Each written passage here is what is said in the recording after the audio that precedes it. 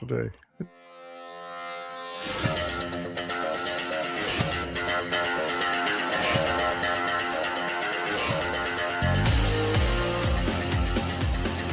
Welcome to the Bleeding Burgundy podcast, a Washington Commanders podcast for fans, by fans. With your host, Jesse Martin. What are you talking about? You're out of your mind. John Taman. We finally got professional football back. This is going to be fun. Scott Hartley. Yeah, thanks for having me on. Yeah. Max Taylor. As long as you got Jaden Daniels, you got a chance to win. Spanning the eras of Washington football. Honoring the past. Commanding the future. And now, the world's worst podcast host, John Taylor.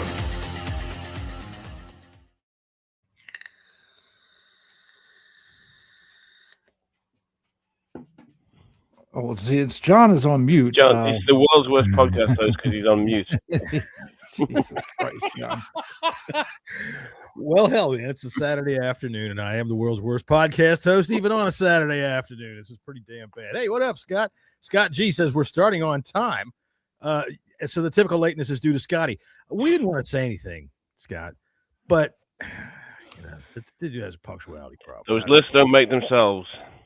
Yeah, and starting on time is something that is really a sliding scale today because we're not even supposed to be on today. About an hour and a half ago, I just got a wild hair up my ass after having everybody kick me up and down through social media because I am not a fan of the Diami Brown signing. That might as well just come on here and chat about it. See if it's nobody else doing anything. What else are we going to do? Talk about some football.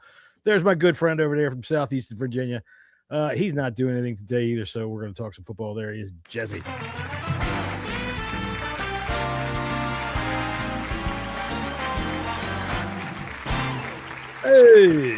Hey! Seems like we just saw you the other day. Yeah.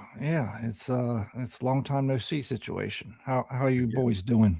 Wow, I'm doing fine. I mean, didn't I just kind of go through all that? Tony, how are you doing? There's Tony Week, our good friend from the silent room where he has been forced to go to in the white room. It's a padded cell. That's right. I wasn't going to say anything. That's what happens when you return from a week of drinking in Tenerife. You get sent here. Well, this is to make sure you don't have any, cooties or anything like that. That's pretty good.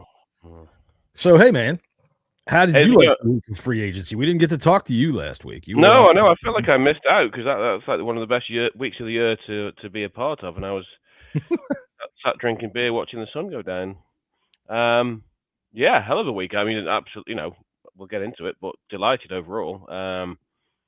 Yeah, I think they ticked all the things that I wanted them to do. Not even specifically players, but just in terms of getting, as they said, and as Peter said, younger, faster, more dynamic. Mm-hmm. They did that. They've kind of ticked all those boxes. So far, and it does what we talked about as well. It kind of gives them a little bit more clarity and direction in terms of the draft. Well, let's see who's this here, Mr. Z Warrior. Hello. Anyway. I agree. I think it really opened up the draft, and even with what they've continued to do. We just did a podcast on Thursday to talk about all the exciting moves that have happened then, but they haven't stopped. They re-signed Chris Paul, which made me very, very happy. I'm a big fan of his. Jerome Ford today. I think that's a really good signing. Diami Brown, Van Jefferson. We'll get into that. But I mean, even as I sit here and maybe sneer at those a little bit, dude, if that's the worst that we're doing, what a week. I mean, look, as an old-time Redskins Commanders fan, all the way back, starting well before Dan Snyder, but once Dan got here, I know what it's like to win the spring Super Bowl, man. Oh, we do this a lot. Oh, my God, look what we've done. Look what we've done, and it fizzles. Do you feel a fizzle, Jesse? You feel a fizzle? No, I think Peters and company, they had a plan. They attacked their plan. Did they get everybody they want? No, but they're not going to do that. Nobody does. But it seems like they had a plan A, B, C, and D for each situation. Mm-hmm. And they attacked. I mean, the needs were clear as day. If we could sit on the couch and point out what they needed, you're damn sure that they're going to know what they need. Oh, yeah. and they've gotten younger, faster, and better on all levels of the fucking defense. Sorry, this is great. Paul's having some fun. John and Jesse are goddamn hillbillies. I guess Tony, a beard this day, nowadays considers yourself a hillbilly. God dang, boy, I'll tell you what, just this here podcasting is some nifty stuff, boy. At least we got our teeth, though. That's right. Dukes of Hazzard. That we do. We have teeth. So what I'm asking, though, in the past, we've seen ourselves do wonderful things in April and in March and whatnot, but it always fizzles when we get to the season because it never quite fit. They really didn't know what they were doing. They were just signing names. So what do you feel as if, because I asked Jesse and he missed the question, I'll go to you, Tony. Do you feel this year as if, even though we've made these great moves this past week, will it translate to success on the field? Well, I mean, time will tell. I think the important thing is I don't think they just went out, as Jesse said, they had a plan A, B, C, D, whatever it is. These guys, despite what some fans think, these guys do this for a living. Yes, they do. They didn't just turn up on Monday morning and go, geez, we better think of some guys that we want to sign tonight. They've been doing this since the end of the season. So they'll have had plans, they'll have had contingency plans. You saw what happened with, apparently they were in on Phillips and Jalen Phillips then signs for wherever he signed for, the Panthers. Carolina, I believe. Right? Yeah. And so they pivoted A from lot that. of money. Yeah, they pivoted from that to OA, and it took a little bit longer. A lot of people panicked. He signed this morning. Yeah. So yeah, it is always worth mentioning and worth remembering that the off-season champions are rarely the guys that dominate. The Patriots obviously kind of turned that around a little bit last year, but I think what they did, as we've already kind of said, is they addressed all the needs that they needed to make the defense was a priority. They've addressed the needs on all levels of the defense. Still need some work in the secondary and the back seven basically. Sure, but we need center too. Let's be honest as well. Apart from OA, they've not signed, and OA's not a big name superstar necessarily. They've not done the lavish, ridiculous Albert Hainsworth type contract or bringing in Bruce Smith and Deion Sanders at the end of their career kind of thing. My whole thing, and I know we talked about this, and I did it as a deliberately sort of narrow exercise when I looked at my free agent list that I wanted. I didn't put anybody over 30 on it. Sorry, Mike Evans was the one example, the one exception. But just as an exercise, when I looked at the top 150 free agents, it was like, who are these guys who are 26, 27, second contract, third contract guys who are still young enough, hungry enough, and want to play? And I think pretty much everybody that they've signed fits into that category near enough. I don't think they've signed anybody over 30 as of yet. That was, other than like Dietrich Wise and guys that they brought back, but I don't think they brought in anybody that's over the age of 30. The thing also I'm going to build on that a little bit with is not just that they got younger, but they gave multi-year deals out, man. And that's something that Adam Peters hasn't done yet, which when you try to logically look at and explain to people that freak out and say, oh, he just automatically thought we were in a Super Bowl position and went cheap last year. He gave 1-year deals because there wasn't jack shit out there really worth buying. And even though the Patriots did buy, they also had an excellent season out of their quarterback. There's been a couple of teams in the past, the Buccaneers come to mind, that have gone out and bought a trip to the Super Bowl. But this time, what they're doing, I think it will translate to wins on the field. You got here Evenflow C5C, good to meet you. He says he thinks it will as well, unless it's a she. But he says he doesn't think it will. No, you don't think it's going to translate to will? No, I think because of the question I was asking. Oh, well, I'll tell you what. We'll get to him in a minute. I think it can translate to wins on the field because Jaden Daniels is there. All right. So regardless, if you strengthen up those positions that we needed so much help with and are able to make that defense go from 32nd to say, 25th. Yeah. It's not like they need to get tons better with what our quarterback is able to do if he can stay healthy. Sam, I think you kind of missed my point when I was answering your question, John. It's good on paper. Okay. Yeah. We see this on paper, and we're not going to know anything until it's on the field. And that, I think, has to do with scheme, coaching staff, play calling, and et cetera. So we're not going to know, but everything that's been done, we can see that, they're trying to get better. They're trying to fix the issues. And it looks like they did, but again, we're not going to know until October. No.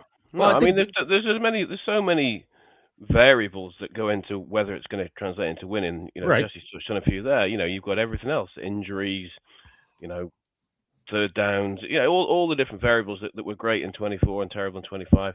There are so many things, and the margins, as we know, are so fine in the NFL between 5 and 12. So we could, the Commanders could easily have won 3 or 4 more games last year based on not much changing. So stop a couple of drives. But all they've done at this stage is all they can do. It's the first few pieces in the jigsaw that will include more signings, the draft, and then how the new schemes, how the new coaches, how the new systems all fit together. Mm-hmm. Well, I think the difference that I see with what they're doing here, even though they're out there lavishly spending, they're buying a lot, as opposed to the old days where we were just buying willy-nilly. They're buying players that are complementary to what they need to do. We were buying shiny toys back right. then. We were buying baubles back in the day. We were buying ticket sellers. Now we're buying things that fit the puzzle pieces. What I was going to get to with that, it was a comment that somebody had mentioned this morning to me. In talking about the draft, I really think that what we've done this week opens it wide up, right? And at 7, if we stick and pick at 7, I think no matter how it plays out ahead of us, we're guaranteed to get somebody of impact right away. With what we've got and what we've built, we can go any which way we want. Any which way we want.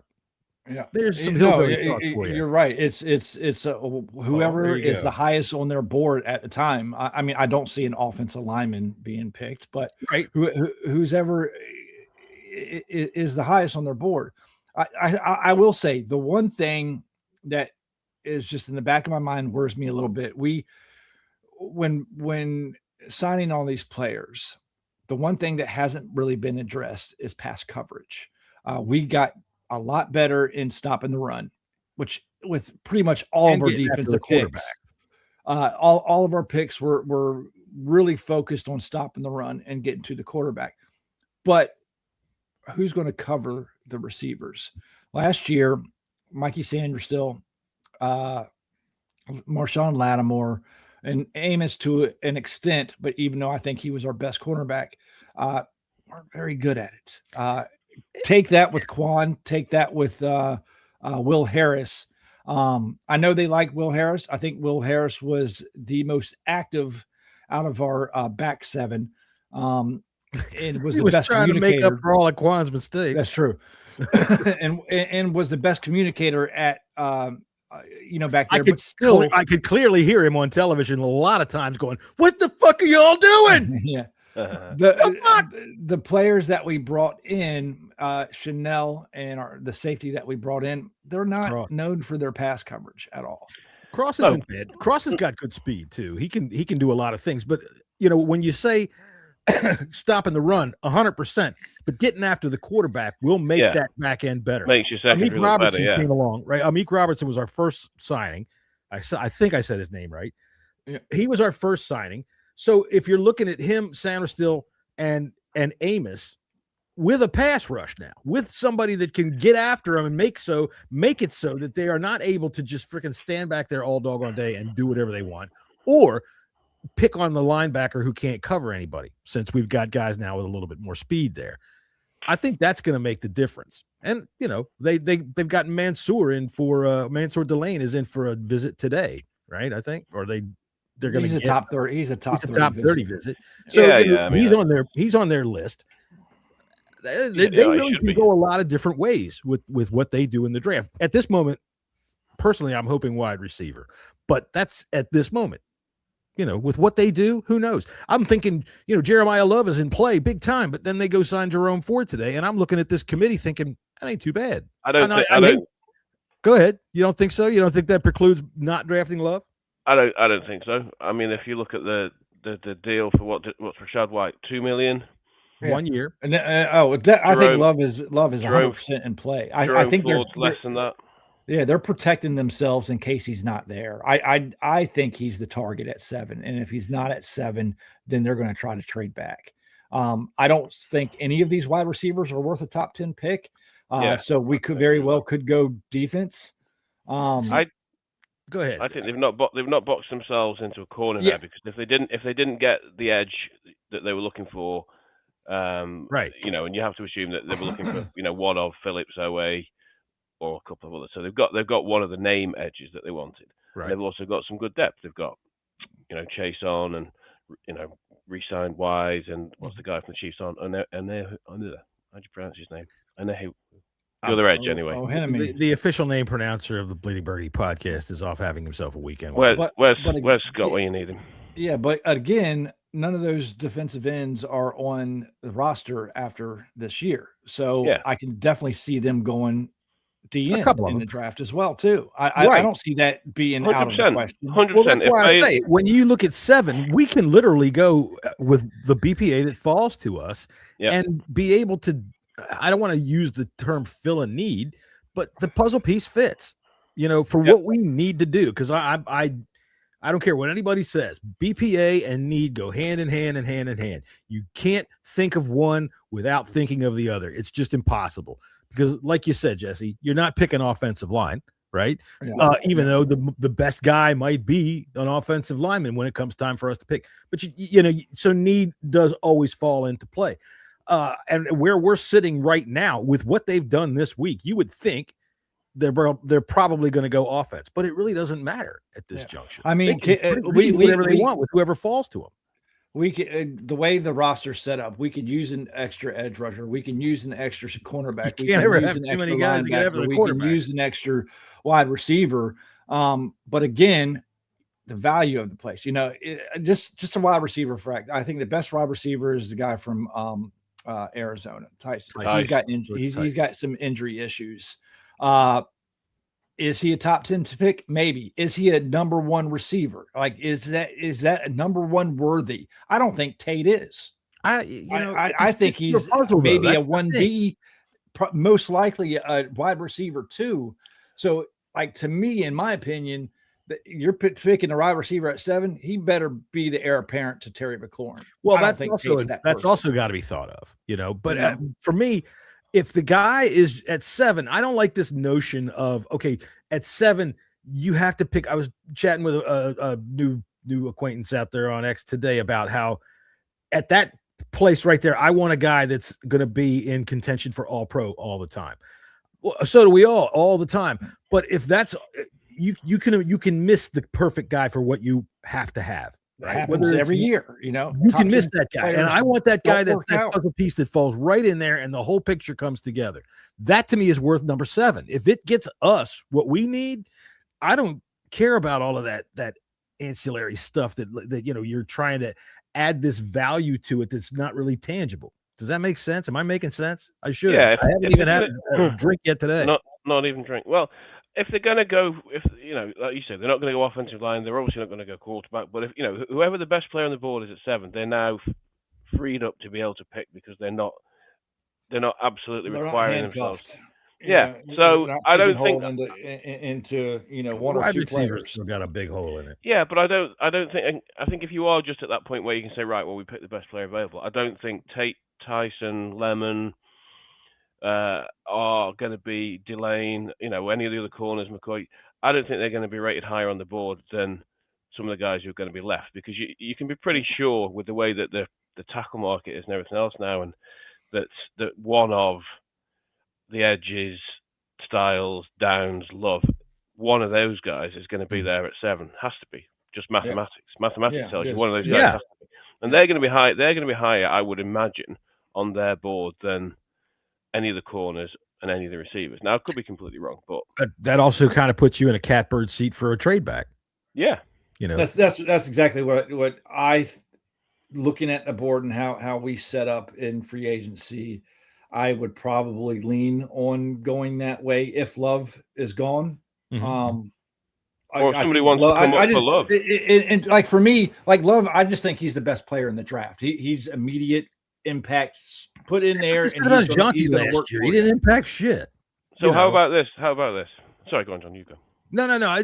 I'm just making a point about these backs that are always the generational backs that come along. Okay, they don't come along that much. So but they also that's don't really help the team that got that. I mean, like, hey, the Giants drafted Saquon. They benefited nothing from that. Bijan Robinson down in fucking Atlanta. That team is goddamn. Who the hell knows what the hell they're doing?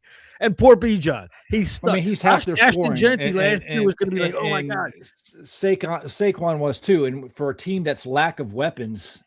I mean, Saquon didn't do the Giants anything. He had some still numbers for him, but they never got anywhere with him. It can still be half your numbers. Yeah. How about this for a scenario then? If we come on the clock at 7 and Love is available and a team calls to trade because they want Love, do you take Love or do you take the trade?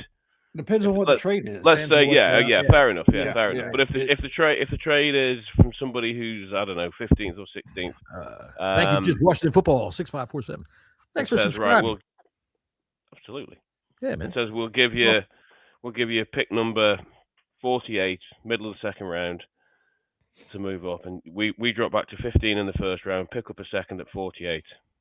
That might be something you have to consider. Sure. You weigh what's on. Again, this draft it's a very weak draft. I don't care what anybody says. A lot of these players that are picked in the first round wouldn't be in first rounders in your normal drafts, and that includes some of these wide receivers and some of these players.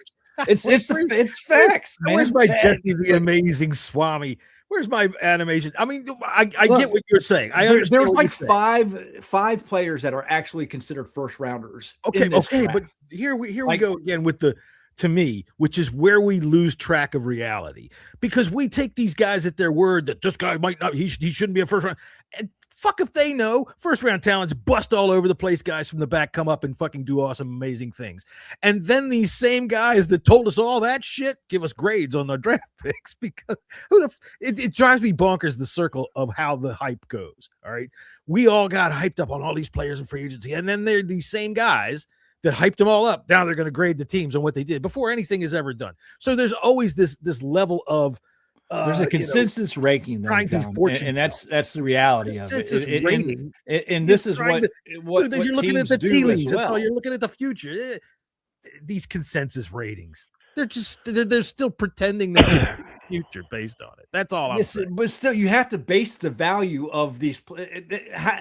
Then you're just throwing fucking darts at a dartboard for no fucking reason. You're not. I mean, I'm going to pick this guy. You scout them. You see what they're going to. No, you scout them.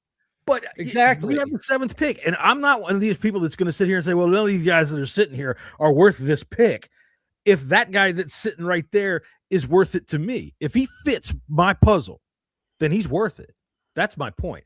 I'm not saying you don't draft a number 2 wide receiver at number 7 when that's what you need, and that guy will fit perfectly. And if it turns into success, who cares where we drafted him? That's my whole point. Well, why pick a number 2 wide receiver when you can get a number 1 linebacker or another 1 defensive end? See, that depends on what I'm actually looking to pick. I'm just using wide receiver as an example. Whichever one of them is the one that makes my team better, right? And these guys, these ratings fellas, they're throwing numbers together to try to predict the future.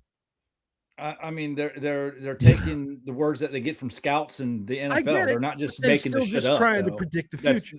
That's what you're thinking. People are making this stuff up, and I don't say they're making it up. What I'm saying is that what they're trying to come to as a conclusion is kind of made up. You can say a guy is going to be good, but you can't predict that they're not going to bust, and you can't predict that this guy from the back is going to fucking roll up and play better than anybody else. So why wouldn't you want to get the least? Not saying because nobody's bust proof. Nobody. We all know that. We've seen that. Why wouldn't you go for the least percentage of bust possible? Because you have a wide open. You're wide open. You're not pigeonholed. You're not going to go for need. You don't need to go for need. Why wouldn't you try to get the least bust proof prospect and put them on your team when you can use them? Yeah, okay. We're not so overcrowded at positions again. I get you. Look, if it's all right, so take Sonny Styles as an example. Let's say we're sitting at 7. Styles, Downs, and Tate are available, and Tyson. Hang on a second. We got that's Scott. Scott, unlike Jesse, who does make stuff up. Oh, come on, Scott. Simone's a patina. Hi guys. Much as I love Terry, I don't think he is a true one. I'm with you on that. Well, hang on. We'll get to that. Playing into Jesse's hands here. Yeah. He's an aging one, and I think if you are a defensive coordinator looking at our team, he's your one. You know, even if we bring in, if you bring in Jennings or Ayuk, which I'm not really thrilled with, Terry's the guy that you rotate over. You know, you just do. Otherwise, he's going to fucking eat you up, and you know that. I just think going back to the draft grades and all that kind of stuff. When you look at the, I'm not just talking about anyone, but when the guys, some of these guys who are ex-scouts, you know what they're doing year on year. Obviously, is they're ranking guys based on traits, characteristics. Right. Yeah. And so what you can get obviously then is a comparison sort of year on year of where players rank. And I think, you know, this year the consensus seems to be, and like you said, John's not guaranteed to tell you anything about the future, but in terms of people compared to people of other years, I think I read somewhere that there were 13 true first round grades this year from one of the ESPN guys. Mm-hmm. In other years, and that's considered to be very low. In other years, it's 20. Other years, it's 22. I think there might have been 16 last year. Yeah, it's not predictive, but I think it just gives you everybody likes to put everything in buckets, obviously, you know. Right. There's an amount of that, but I think it just gives you an idea of where players are at. Okay, I mean, as a general, a really roundabout way to look at the overall talent level. Kind of on that note, I'd almost even be willing to try to pick up something for next year too, because next year's draft is going to be a lot stronger. From what the professionals say, this is where the wide receivers issue comes into place. Right. I would rather fill wide receiver with, not top draft picks and hit wide receiver next year when we're really going to need it, when there's going to be really good wide receivers coming into the draft, all over the draft, not just 3 of them in the first, round. Right. That aren't really considered first rounders. You've also got to consider what fits with what they're looking to do, because somebody who might be a great fit in somebody else's defense might not be a great fit in Jones's defense. If he's talking about moving people around, playing 3-4 base or whatever, a 3-4 defensive end is going to be a different type of player potentially to someone in a 4-3. Or absolutely, we don't know exactly what types of players they're looking to fulfill different roles. They will. Well, from what we see right now, they're looking for guys that can do a lot of different things.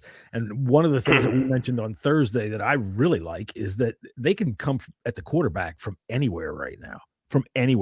Not just these edges that they signed, but the linebacker that they signed, Chanel, that dude can come from anywhere. Luvo can come from anywhere. They really can mix it up, which is part back to the answer of what we were saying about they haven't really done much building on the back end to try to stop the pass, because I think that's where you try to stop the pass. I've long said so. With the way the rules are now, if you try to stop the pass on the back end, you're dead. You've got to go affect the quarterback first and foremost. If we've got guys that can stick, all right, we don't need them, hopefully, to stick for 4 seconds anymore. Last year they're trying to stick for 6 and 7 seconds, and they're not knowing where to go in the first place. It's terrible. This year, let's go get the quarterback. Let's get them off their spot under 3 seconds, man. Let's get them at 2 seconds, get them moving around and worried about where we are.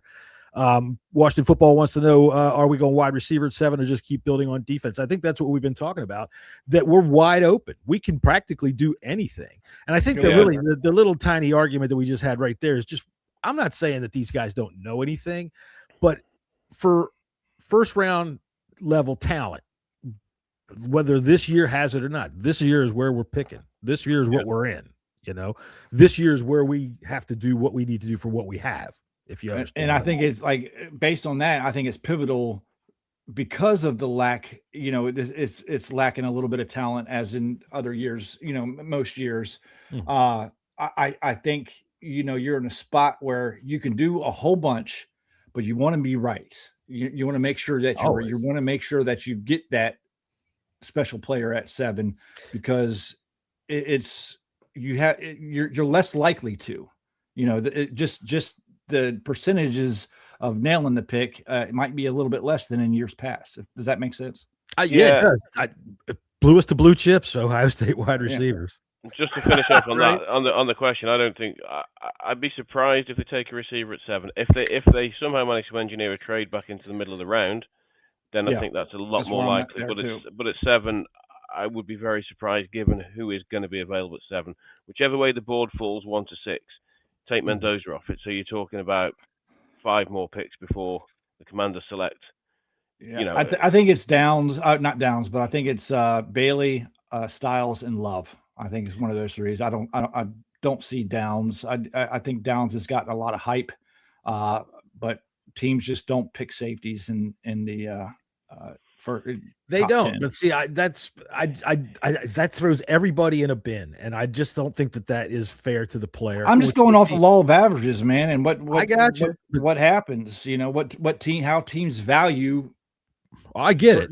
certain, certain You've got certain things. You know, Paulie, you've got 3 edges. You've got if you call him recent edge, you've got Styles, you've got Downs, you've got Love. So that's what 3, 4, 5, 6. So you know one of those guys is going to be there, and that's before you even consider someone's probably going to take a tackle. I think there's a chance maybe more than one of those guys are going to be there because I think you're going to get one of the offensive linemen, the offensive tackles. I think I'd say I'd say at least a couple of those guys are going to be there, and then the question then is, do you want that?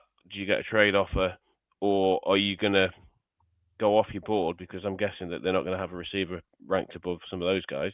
I think whatever happens, you're not rushing to the podium. All right, unless it's Love. If it's 7. Yeah. I was in the don't draft Love camp, and not because I don't think he's a great player, but because we had no defense prior to free agency. I didn't think that we had enough at edge. Now you could probably make a good argument now that they'll be okay with that. I mean, that was my point weeks ago before free agency started. Yeah, we could potentially do enough where puts us in a position that drafting Love would be fine. And I think I agree. I was in the same in that position. I was now. against it at the time because, and I said that look at the Super Bowl as the latest example. You know, when you've got a running game that's doing really well, if you can't put points on the board, you need a defense that makes those field goals stick, and we don't have that. But now, ostensibly, we do. And so now I think we're wide open. We got insurance just in case Love's there. To me, how it sets up, I think Love is the target, but they're trying to protect themselves just in case he's not there. That's why you go sign a Rachaad White. That's why you bring in Jerome Ford. I don't think players like that, and you can still, if you can't get Love, I'm sure McNichols will be available after the draft. If you can't get Love, prostitutes are not that expensive. And, if you give them a tip, they'll tell you they like you. Paulie Wood, welcome in, man. Peterson set us up to draft the BPA in the draft or trade back if we need. You're right, Paulie. We've all been like super happy. I think now everybody should be, even the freakouts should be super happy with what we've got in our front office. He deserves credit for not overspending on some names that are overhyped or might not have fit our scheme. Thank you, Paulie. That's right. I think that's right because you said earlier on, and I think you just meant in terms of the numbers of players, but they spent lavishly. I mean, they haven't spent lavishly, really. No, they haven't, but they've gone aggressive. Yeah, exactly. So some of those you can see who they value by the types of contracts they've given out. So it was 3 years for Okonkwo, 2 or 3 years for Chanel. 2 years for Cross, 3 years for Owe. So Owe got 4, I thought. Somebody got 4. So yeah, got 4. 4 just like unheard of for Peterson. Chanel got 3. Most of them have been 3, except for some of your depth pieces. Those are Okonkwo's need to be 1. Those need to be 1 year contracts. There's no reason to hook yourself long term with everybody. So you can get except when they're superstars. You can get any of those guys. Sorry, go ahead, Tony. I was just saying that although I'm delighted with the edges that we've signed, I still don't think it's a guarantee that it's going to give us a dominant pass rush. I mean, Owe had a great second half of the season. Chason did well with the Patriots. Hopefully, Armstrong will be back.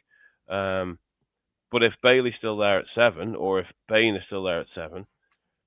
I don't want Bain. I'd still be inclined to take him over Love, but that's a debate now. You know, that it wouldn't have been a debate before if they'd not actually signed the number of edges they've got. I still wouldn't be blind to the fact that I don't think all of a sudden people are going to go, oh my God, the Commanders pass rush is elite.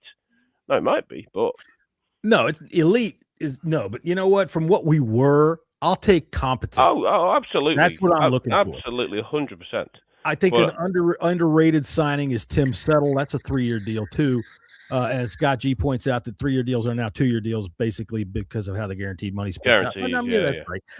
Anytime you're ever talking about a contract in the NFL, none of it actually means what you're saying. It's just yeah. But, I mean, you got control over them. Settle is You got able to pressure the negotiation pocket power up the middle, man. for That 3 dude years is over. small. You know, that's what I like about that. And I know you guys think we're going to trade Daron Payne, and for the money, it makes sense. But no one's going to take on that pressure contract. the quarterback up the middle. I know nobody is, but to him and Settle, I think, can be very disruptive in the backfield up the middle. And then you factor in Kinlaw, and you bring in who is this other big fellow they brought in this week? The guy from the Chiefs. He plays more to the interior. They've got I can't pronounce his name. With open arms. We'll take him. Y'all just need to release him. We'll take him. Oh, we will not take a 7th. We will not give up a 7th for it because then we take on that contract. No, they said we will give you a 7th for the trouble. Well, we're not. Yeah, y'all just need to release some, and we'll take him right on up. We'll give him a 1-year prove it deal. I don't know if you know. There's our wide receiver too. We signed Diami Brown today. Okay, I knew this is coming.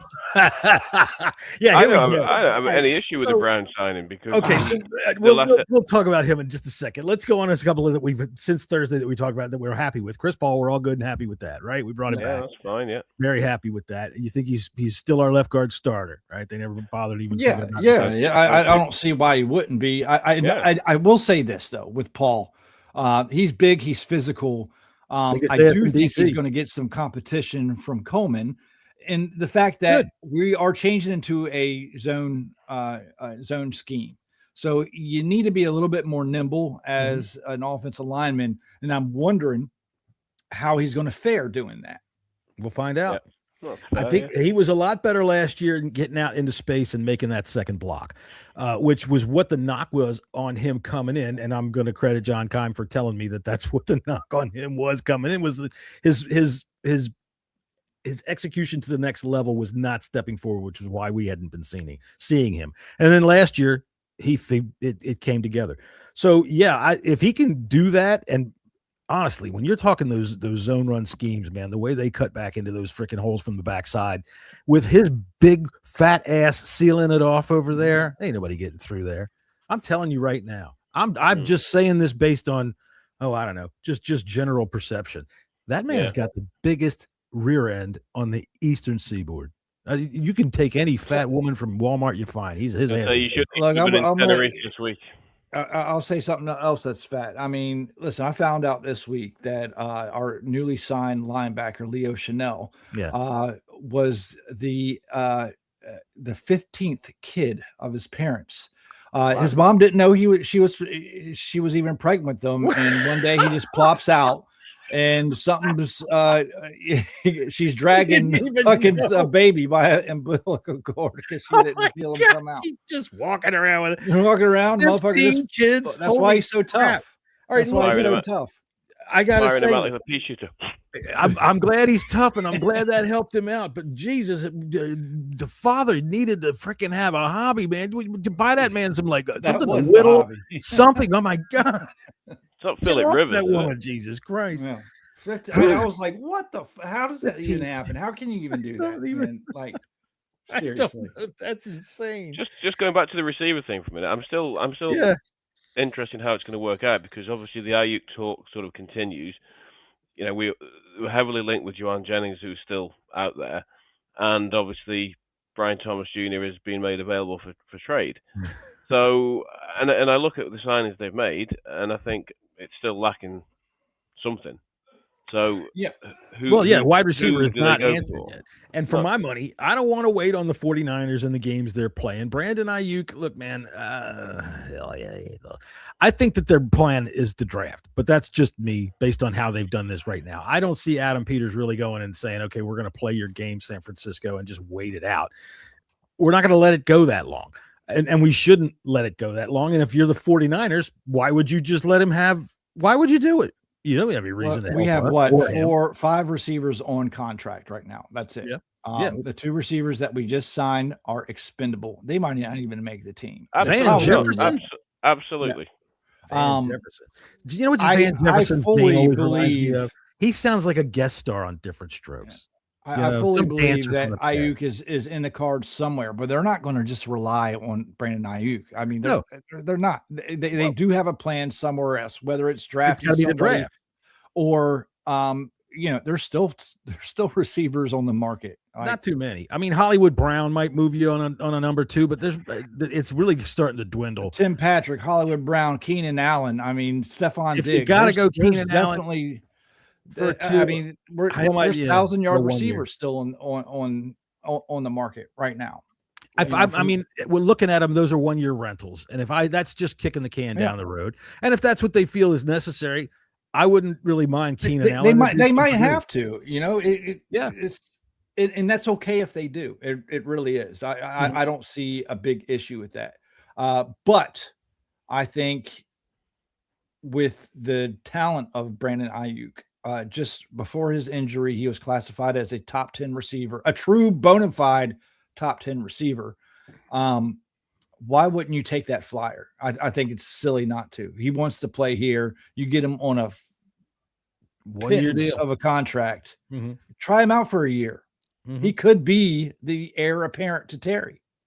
Well, I mean, he might be.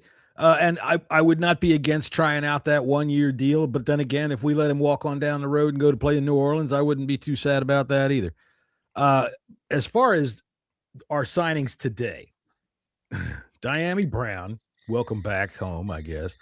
And Van Jefferson, who, like I said, sounds like a guest star on Different Strokes. And even though Tony doesn't know what Different Strokes was, I do. You do? Hot damn, there you go. It's not like it was really any What good. are you talking about, Willis? Right. All right, look, Sounds like Diami Brown is. Here's the thing. Diami Brown, when I yesterday I said on X, not a fan of the signing. He has shown exactly nothing. No. My God, you people think I was fucking insulting Jerry Rice or something. I like with Diami Brown. It is a book that we bought brand new. We read it. It wasn't good. And we took it, gave it to Goodwill. And then we saw it in a free box and picked it back up again. We've already read this book. We've already read it. It wasn't very good. I think, to me, you should have brought someone in I would have, and I'm not even a Mooney fan. I would have rather have Darnell Mooney than Diami Brown. I think they're in the same class. Hollywood Brown, he would have been one. Greg Dortch. Bring in Greg Dortch, Keenan Allen, Nick Westbrook, anybody than a book we've already read. See, the thing about Diami Brown to me, and this is the only thing I have found that's a positive in everybody that was yelling at me from yesterday. You know what? Here's the thing. When you say I'm not a fan of Diami Brown, that doesn't mean I ain't never seen Diami Brown. God dang, I didn't even see the second half of that 2024 season. God dang, I didn't see that playoff game. Yeah, I have. Can you show me anything else? The guy's best game was 6 receptions in his whole career. He has had more 0 catch games almost than he's had any games with even 1 catch in him. It's ridiculous, the love that this guy brings. Yeah, he's got speed, and speed is so tempting. You can't teach it. And man, when you see it, you're like, oh my God, if he could just fucking catch the ball when it gets down there. Listen, I'm not jumping up and down with excitement. Well, here's like I said, I found one positive, and that is that we knew he was a bum. We let him walk for $10 million down to Jacksonville. Jacksonville figured out he was a bum, let him go. We got him back for like maybe 13% on pennies the dollar. on the dollar. Yeah. Right. So if anything comes out of this at the bottom of our wide receiver roster and he produces 1 touchdown, that's gravy. Right? Yeah, I just think that, and I know you've already talked about it, but he did develop a reasonable chemistry with Jaden in the second half of that 24 season. Now that might be, like you said, small sample size, might never happen again. Everybody had a good chemistry with Jaden. Absolutely, yeah. But him, Jefferson, like you said, some of these guys might even make the team. So you're right. Yeah. Especially if they I'm make a move on fine Ayuk. with Jefferson.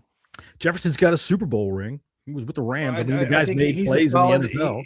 He's a solid end of your depth chart type of receiver that, he's a good route runner. He's a veteran. And like John said, he's got a Super Bowl ring. So, yeah, they're just I'm giving good with themselves someone like that. opportunities. They're just giving themselves chances. In looking at the rest of the room, does this move anybody onto a hotter seat? Okay, so you got Christian McCaffrey, little McCaffrey. All right, you got Ed McCaffrey, whichever Luke, McCaffrey. Luke. You got fucking Jennifer McCaffrey. We've got Jalen Lane, who's not going anywhere. We've got Treylon Burks. They just signed. I don't think he's not going to make the team. I think he makes the team. And do these either one of these guys? I got Luke is my wide receiver 2 right now. Well, in that case, we definitely need to do some work. Yeah. I can't even remember. That's not a position that anybody wants to be in. Now, I'll say this: I think Luke gets a bad rap. I thought he was really starting to come on before his injury, and I think he just needs some time to develop with Jason. With Jaden, do I think he's a wide receiver 2? Absolutely not. But he damn sure can be your wide receiver 3, 4. Yeah, sure. We got a bunch of 3-4s. I think. Well, that's the problem. We need somebody to regardless of whether Terry's in a true number 1, you need somebody to come into that number 2 role, and there's a whole bunch of 3 and 4s, as we've said. Right. Look, listen. I'm not the biggest Terry fan in the world, but he is our wide receiver 1. Yeah. And thank God we have him, because if he didn't, we'd be up Schitt's Creek with a turd for a paddle. But we are. If we ain't some hillbillies on this show, there is a huge gap between Terry and the rest of them. Right. Big gap. Yeah, and just looking at the numbers, Diami Brown 1 year up to $3 million. Yeah. Treylon Burks 1 year up to $4 million. Jefferson's wasn't even listed, so none of these guys are guaranteed to make the roster. No, not at all. Now, okay, so let me ask you this. All right, Juwan Jennings is out there. I've seen people look at him, and he's a big guy. He's got big hands, but he's not the fastest dude. Could it possibly be that they're really not interested? If you're looking at Treylon Burks, this is a guy that I find to be quite interesting. If you were to give him a 1 through 5 grade as to how confident you are he'll make the team and be a contributor next year, where would you put him? Burks. If 5 is being the dude is going to freaking ball out, 1 being, he ain't really going to. I'm going to go with. I'm already around a 3, 2.5. 2.5. Yeah, 2.5. I think he probably will make the team because they signed him back early enough before free agency, so he was obviously one of the guys that they wanted back. Mm-hmm. I think he's going to make the team. I think absolutely. You have that. He's tall, he's physical, and he can make contested catches in the end zone like we saw. And I think that's what they want him for. He can get up the sideline too, man. I mean, there was that one pass that Mariota threw to him that he broke his finger on. Or no, the finger was a touchdown. I just can't rely on him as a wide receiver 2 right now. I just can't rely on him. Haven't seen enough. We need to see him stay on the field. That's where someone like Juwan Jennings, I think, Jennings would come in and be your 2. See, that's where I look at Burks and I say, I think there's Jennings right there. I think the same. Jennings has proven it so many more times. Yeah. Jennings, and this is why I like Jennings. He was my only receiver on the, when we did our free agency stuff that I had. I wanted to re-sign Debo, bring in Jennings, and possibly Ayuk. Debo's still there. That's true. Jennings right now, he's wanting $10+ million a year. That's what he's trying to wait. And teams aren't willing to go that high yet. His market is a lot lower than I even expected. I paid him. If I'm looking at us and him, and I'm thinking that kind of money, and then I'm looking at Treylon Burks, I'm going, I might have him right here at the difference in price. There was something said that Jennings was expecting a contract of like $20 million. In what world is that going to happen? That was on Spot Track. That's why you can't believe Spot Tracks. Yeah, you can't. That's also before the money starts flowing. They're trying to just predict. This is coming. It might have been, I don't know if it was Kime or somebody, but they had San Francisco guy come on. There's talk about Ayuk, but then they started talking about Jennings, and teams are right now aren't willing to go pay in the double digit. I read there was a question about him being willing to play through pain. Now, whether that's true or not, I don't know. but that's one of the things that I've heard. And like I said, now I'm not trying to fluff up Burks or anything like that, but I'm looking at Jennings and I'm looking at Burks, and if Burks is able to play, why can't he do the same thing? One thing I think Burks has, he doesn't block much. I know. I don't think we don't know what he does. He's not really able to be on the field very much his whole career. But Burks, the thing about Burks is like he's had such bad quarterback play. But then you see wide receivers with bad quarterback play overcome, or kind of sometimes quarterback proof. Justin Jefferson's not. I just don't think this team can be like, okay, we're comfortable with Burks. You can't do that. You can't. No, I still think he might turn out and be that guy. He might turn out and be that guy. But when you're this offense that we think we're going to be running is going to be more like the Shanahan type offense. You're going to want these receivers are going to have to block. They have to. Yeah, no, look, I'm not putting any like expectation on Burks. I'm just saying maybe that's why they're not really jumping too high at Jennings with his big price, saying we got the same body type here. If we can get potential out of him that he's expected, then maybe we just don't spend that money. It gives them a little bit of leverage. They're not desperate, you know what I'm saying, and having to go after. Yeah, I don't think they're desperate. I mean, they shot their shot with Pierce. They shot their shot with Dobbs. I'm fine with neither one of them being on the team, to be honest with you. I wasn't too. I would have rather big had on. I wasn't too big on either one of them. And now they put themselves in position. Like, hey, either we figure it out this year or we'll figure it out next year.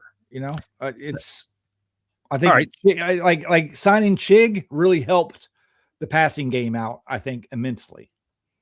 He can't say enough how much he's ready to run actual routes, which just sounds great to me. Because, dude, with the ball in his hand, he's a beast. He's a rumbler, man. I love it. He's not your kind of guy that will catch the ball, turn around, get two fucking steps, and go down. He's not that dude. He'll catch the ball, turn around, take 2 steps, nail a safety, drop him, and fucking take off running. Simone says Luke had more touchdowns than Jefferson and Brown combined. Ugh, but I guess it's for depth. They might not make the roster. She's right. And, might not even be for depth. Might be for training camp competition.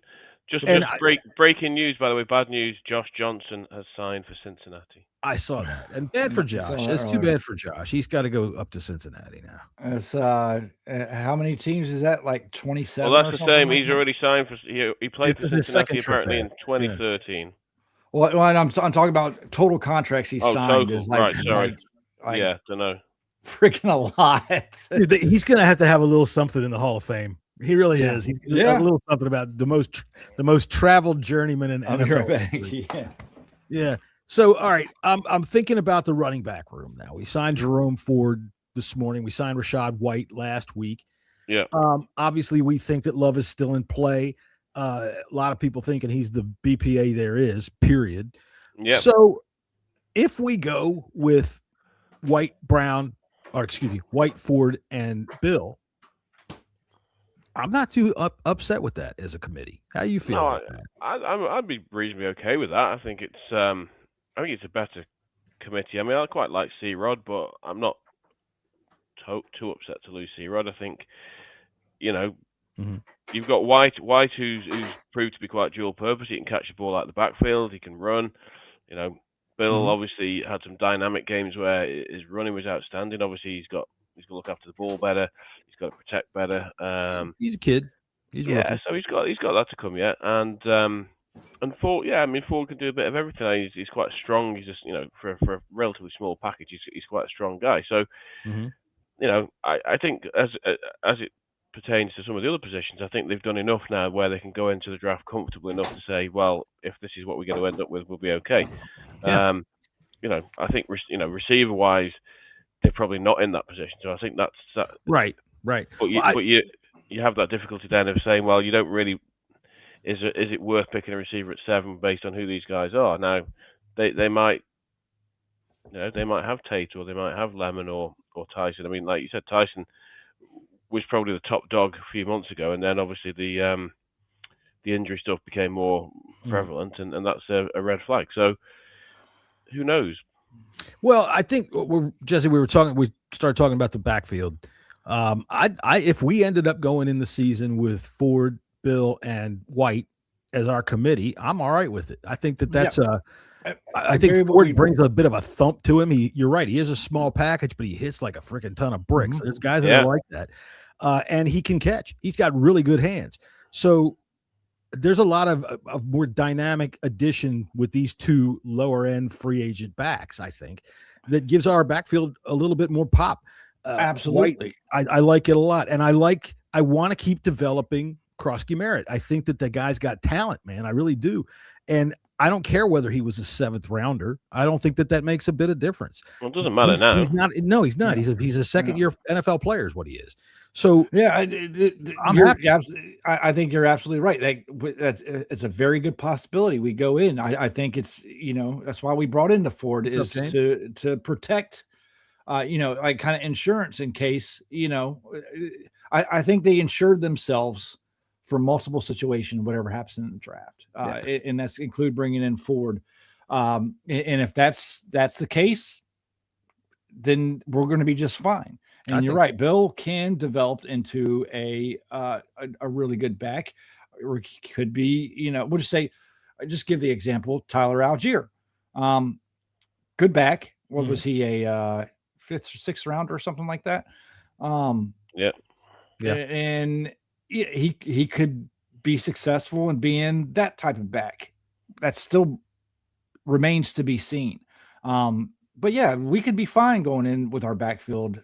With we're gonna have to pick up someone else, obviously. But again, McNichols, Eckler's still out there. There's many backs that are still available. I'm just throwing names out that could be your, in case of injury.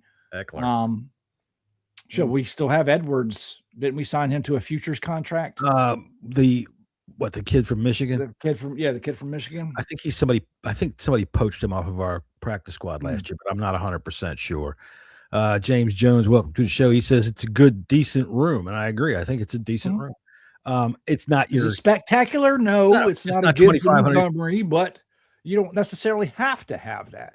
Right. You're right. Exactly. What you need is effective. And this running game last year apparently was 4th best in the league, although I can't freaking figure out how. There was only maybe a game or two had something to do with that too. True, but a game or two in which you actually saw the run game make it mattered. All right, it seemed like we actually got that number, 4th best in the league somehow, because we were constantly on punting. We were it was just such a fucking haphazard mess. I'm not sure exactly how we did it. But this year, I think we can go in with a plan at running at the running attack and have good backs to be able to do it. So yeah, I was higher on the run game than John is. I thought the run game was pretty last year good. Yeah. Well, dude, you know me. I'm a Chris Rodriguez fan. And it was just I'm not down on how our run game was last year. It just was underused, and I'm not sure how it got that high in the statistical ranking because it was just never really a part of anything. It was everything. Of course, that was our whole offense. Nothing was really a part of anything. It was just kind of it was broken. The offense was broken. Yeah, it was all kinds of stuff. I think starting with the injuries, you can start there and then work down for the other reasons why it was broken. Yeah, our plan was just not good, and to the game plans going, and you could just smell it. So I'm all right with that. Now, Chris Rodriguez, he signed with Jacksonville. Well, you guys out there you got a good player. I've been in the tank for Chris Rodriguez for a long time. I think he's been underused here in Washington. I think he's a good thumper back. And if you give him the ball, you feed him the ball, that dude will freaking run into some linebackers and get you yards. I can't believe they gave him that much. That was ridiculous. Well, yeah. There you go. So if anything goes, the same way with Jackson, this is the team that also gave Diami Brown $10 million. Rodriguez back next year for a nice, sweet deal. He'll be back. But yeah, feed him. I mean, he's going to back up Tootin, right? Bashal Tootin would be their starter, I would think, probably. It's hard to say. So speaking of Jacksonville backs, we learned how to say Ashane this week. Yeah. Travis Ashane. I would have never looked at how you spell his name and thought that. I'm talking about Miami? No, I'm talking about Travis, what you would call Travis Etienne. Right? Oh. Yeah. He said today, he said like earlier this week, I got to get this straight. My name is Ashane. That's how you pronounce it. Oh, I didn't see that. Yeah. Me neither. So Are you I sure he would was never. joking? Yeah. So Was he now that's how we joking? pronounce his name. Now I have to figure out how to pronounce half of these guys that we signed this week. I tell you what, it's a tongue twister sometimes when you have to read a bunch of guys that do play football. I will also say this before we get out of here. When it comes to that kind of shit, hockey announcers are amazing. Oh, And that's yeah. all I'm going to say. Those dudes twist their tongues around so fast on freaking names that are 10 fucking letters long and have one freaking vowel in it. Oh my God. There's a lot of Scandinavian / Eastern European type names in there. And man, they go quickly. Pollution. All right. So hey man, I guess that's been a good hour here on a Saturday afternoon when we had nothing else to do. Talk about some free agents. And for all of our new friends that follow trains this week out there on X, that was a trip. Seems like a bunch of robots, I'm pretty sure. But I will say I've had a lot of good discussions with actual new people this week, and if they're all AI, hey, look, as long as you're not trying to get me on some stupid crypto scheme and your AI is programmed to talk football, whatever. I don't give a fuck. Did you upset most of them, John? Or oh no. Well, I mean, you know how people are. Some people get themselves they take themselves so seriously. Some guy said to me about, oh God, what was I talking about? Something about the depth. Oh, it was about Diami Brown. So you don't know how to build depth. Good to know. Oh, well, good to know. For what? Like I'm a fucking football coach or a goddamn GM? Good to know. Well, I'll tell you what, bud, when you are a fucking GM, don't even take my resume because I don't know how to do it. But if you need somebody that's very good at graphic design, I'm your guy. I'm your man. All right, then. So here, let me hit our music and on the way out of here. Anybody got anything left they want to talk about? We got the Van Jefferson. We got Tommy. We got Big Butt. We got. I mean, there's going to be a lot. There's going to be, they've still got. I keep seeing different figures, but there's still a good amount of cap space available there. Hell yeah! I saw a figure today. It was like they still had 70 million. I saw that as well. Yeah, I thought that's got to be. Obviously, like how? We just had 62 like 2 days ago. Well, whatever the figure. When Scotty's on here and he starts talking about the cap, I'm just like, whatever. To me, it just starts going because none of it make a fucking sense to me. Whatever the figure is, they're still going to be making more signings, but the vast majority of them now are going to be, depth pieces, guys for competition, guys they can plug in. So, let's not get too excited about. I don't think there's going to be too much. There's not too much more headline stuff. Regardless of draft, I still think we need to sign a cornerback or two. And one that's like a seriouser one, like not just a depth one. We need some center help. Yeah. All right. Whether that's to go after Cushenberry and bring in a starter, or we need some depth there, because if we have a couple of injuries across the offensive line, all right, now you're going to have Allegretti as your center. All right. So there's the depth gone for that. If one of our guards gets hurt, you've got Coleman stepping in. Does Wiley play center at all? Has he played center? Well, I was going to bring up Coleman at center. Right, but see, this is what I'm saying. Yeah, one or two injuries, we're light all of a sudden. I think we're going to have to bring in one more center. Yeah. That's where I'm at with that. Because I don't know if Wiley can or not. I would assume he's played there. But, I think we don't have a center on the roster that's actually played a true center more than, a couple games at center. But if you look at the draft and you look at the centers available, the consensus seems to be that there's a lot of kind of third, fourth round guys. Mm-hmm. So I know we don't have a fourth, but could that be an option for the third pick? Maybe I could think I could see it. But there's also 7. Daniel Jeremiah had 17 receivers in his top 100 players, so that takes you past the end of the third round. So that. I could see a center either in the third round or a later day pick to try to groom along, because I just think you're courting disaster if you go in. We're going to have to pull in at least one more center. There's got to be another center on the roster for depth. Oh, there's definitely moves to be made, and there's plenty of time, so I'm not overly concerned about that. So if we draft one, I wouldn't be too upset with it, unless it's at number 7, and then yes, then that's time to. We're not firing anybody after this week. Hell no. Fire Peters, he's useless. Right. He's a bum. All right, he's a bum, Scouse. He's a bum. He's a bum. All right.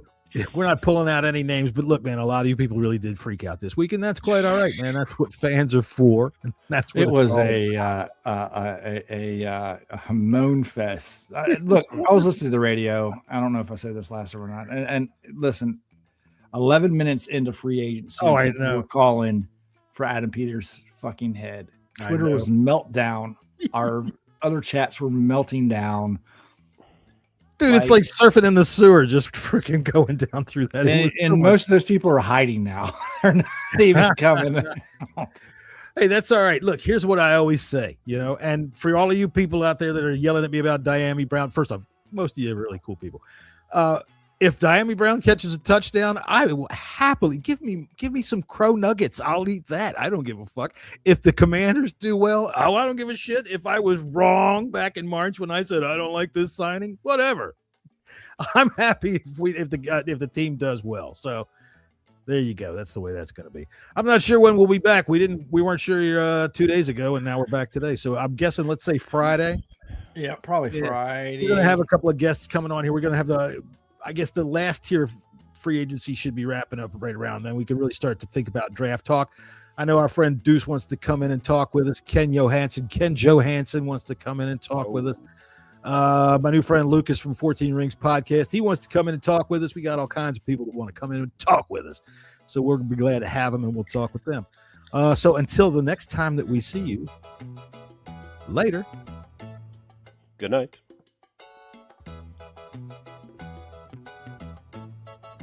Oh, I got to push the button. I see her dancing all damn day.